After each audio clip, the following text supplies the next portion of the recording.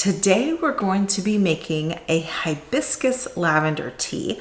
You can use this tea as like an iced tea. You can use it as a hot tea. You can use it as a base for a cocktail if you want. But I haven't worked with lavender before and I'm really excited to. I've had a stressful month already, and in January we moved, and then a couple weeks after we moved we went on a trip. My cousin was getting married, and so we went on this trip and it was fantastic, but it's like go go go go go. I feel like I've been so stressed out, so I needed something to help take the edge off. And what I find is when I feel that way, I tend to head towards medicinal teas because I know that drinking more alcohol does not help me in the long run. It may help me momentarily, but not in the long run. So let me show you what we have going on for this tea. So we have two ingredients for our tea. The first being lavender. And now I'm gonna preface this by saying that I like the herbs I get from Mountain Rose Herbs. They're out of Oregon. I don't recall their shipping being like super duper speedy, but I like their quality. I've tried other herb places that I won't mention.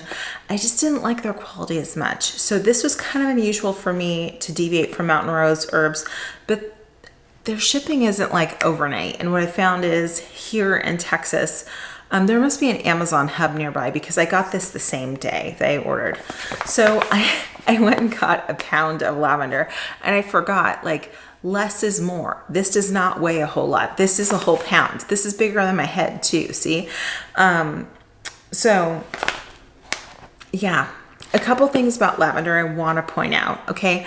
The scientific name of lavender is, let's see where it is. Okay. Lavandula augustifolia. Now that's a mouthful, but you want to make sure that you're getting what you want to get. So this said that it was lavender from France. I could actually care less if it's from France or not, but a lot of lavender does come from that region. Lavandula augustifolia loves it there. I also want to make sure that it says culinary and organic. Why? You don't want anything that's been sprayed to end up in the tea that you're drinking. So this is why I always go for organic herbs. And I did not deviate at all with this one. The second thing that we're going to be using in this tea is hibiscus. Now I got this from Mountain Rose Herbs. This was, what did they call them? Full hibiscus. But look how beautiful. And let's see, I need to put down. How do the people do that? Okay. And look how beautiful this is, okay? This is the full hibiscus leaf. Sometimes you get hibiscus tea and it's just like one or two little pieces of hibiscus. This is the whole flower. This is the whole enchilada. So we're gonna be using that as well. Again, organic. This is one that I get from Mountain Rose Herbs. I'll see if I can get you a link. I don't know if they do affiliate links or whatever anymore. So I'll have to, if not, just go to mountainroseherbs.com. Now let's talk about tea strainers. Oh, I'm so picky about tea strainers. I have a couple different ones to show you, but let me tell you why I'm so picky. Because if the holes in the tea strainer are too big, so this one you see the holes are really tiny. If the holes are too big, small particles of your tea is going to end up in whatever you're drinking.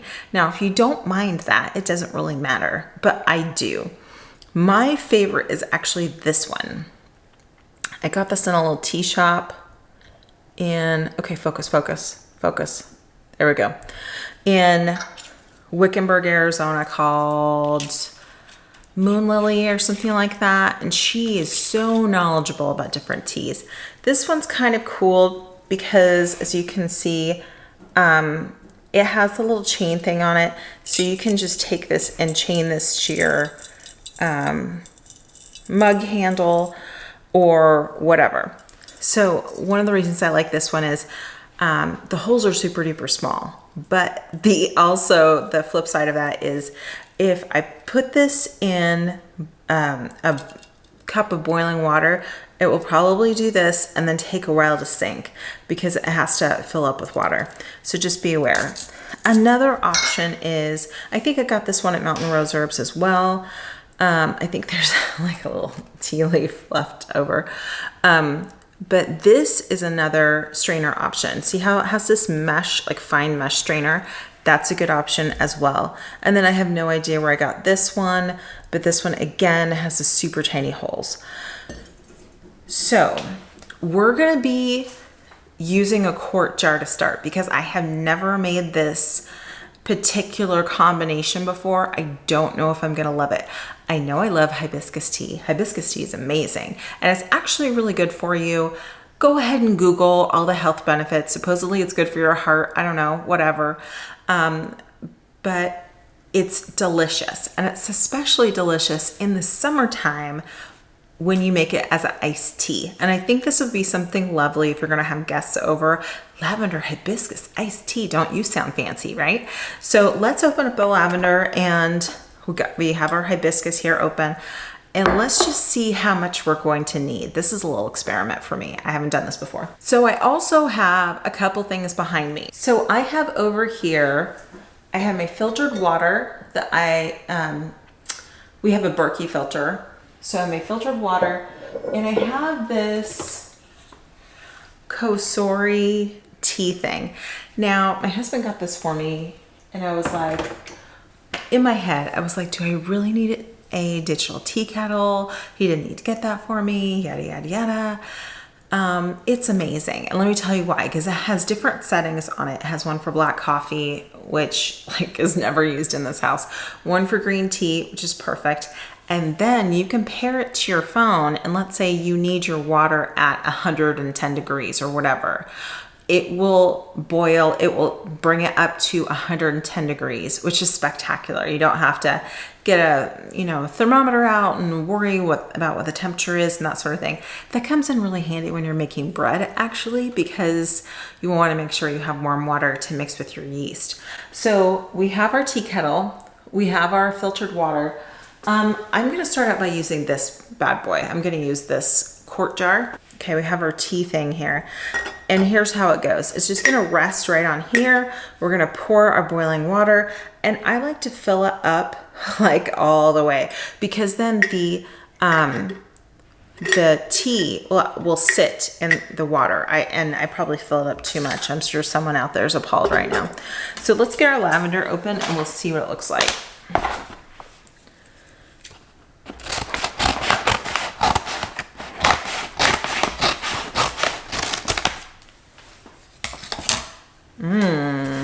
Immediately. Oh my gosh, this is beautiful lavender. Let me show you guys. Look at this. Look at this gorgeous lavender. There are not pieces. It looks like it's full leaf bud thingies. It's not the whole bud, but it looks like the leaves are all there. So I consider that a win. Okay, so I'm gonna put in, I think I'm gonna start and do like 1/3 and 2/3 of the hibiscus. Lavender is strong, so I don't want to overdo it. But again, you may want to try this with some lavender just to,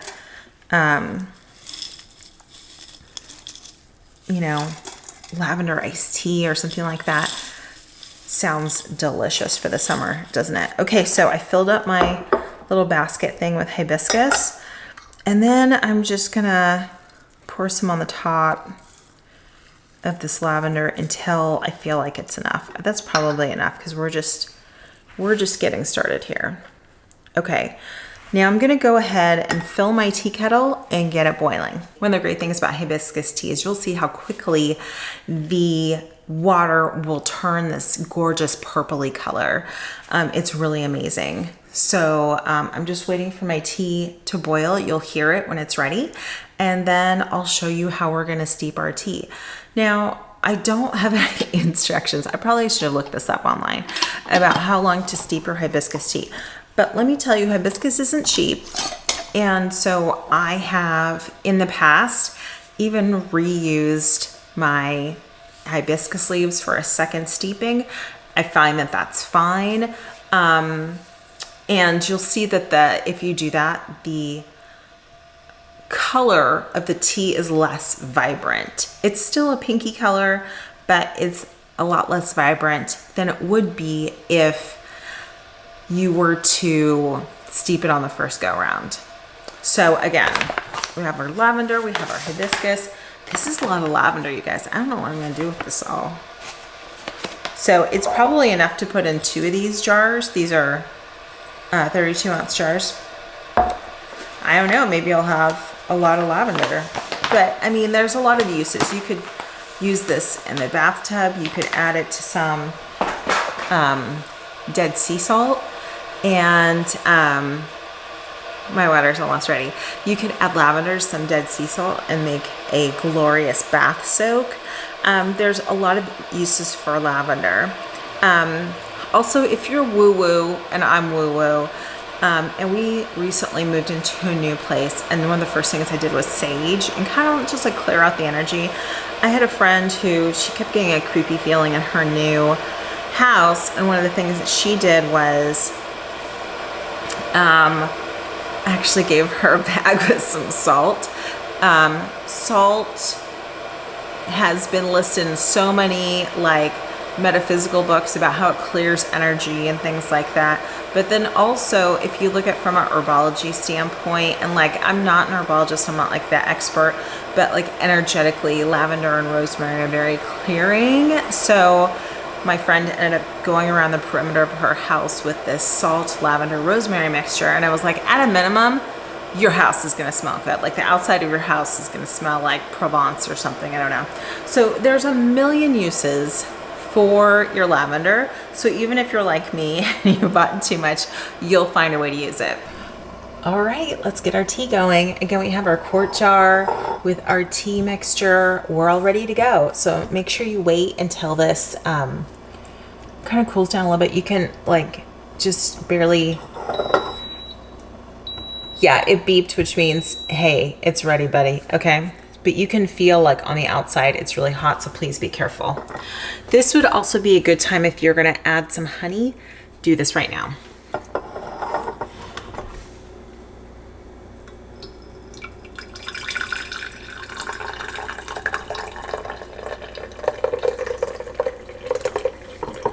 And I kind of turn it and make sure that all of the leaves get covered in some kind of hot water. Oh, is that it? Okay. Okay, I'm actually gonna add a little bit more water, and because this is pretty hot, I'm just gonna add room temperature water. I want that water level, there we go. I want that water level to come up so that the jar, that the basket in the jar is getting lots of water. And you can see, like from my hand here, like already it's a gorgeous purpley color. Look at that. So we're just gonna let that steep for a little bit, and I'll come back in a bit. Okay, we're just taking our tea. I think that's good for now to have steeped. We can steep this again. I think it's okay for now though. Okay, we're just gonna take our tea out of the water. I like to put it in another mug so that water doesn't get all over the counter. There's a little bit of honey in here with the iced teaspoon. And good Lord, I hope I don't spill this all over. Okay. We're just gonna mix, and I'm gonna give it the taste test. Okay, here's our taste test of our lavender hibiscus tea. And again, I did put just a little dollop of honey in there.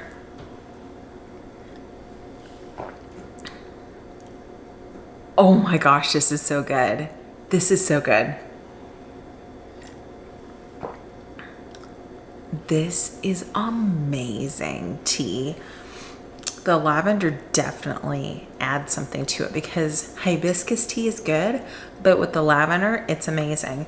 I would also like to point out that this behind me, this 2 jars and baggie here, that was equal to 1 pound of lavender. So unless you want to be drowning in lavender, and apparently I'm going to be making a lot of lavender tea, so don't mind, I recommend getting a smaller amount, maybe trying a 4-ounce bag or something like that.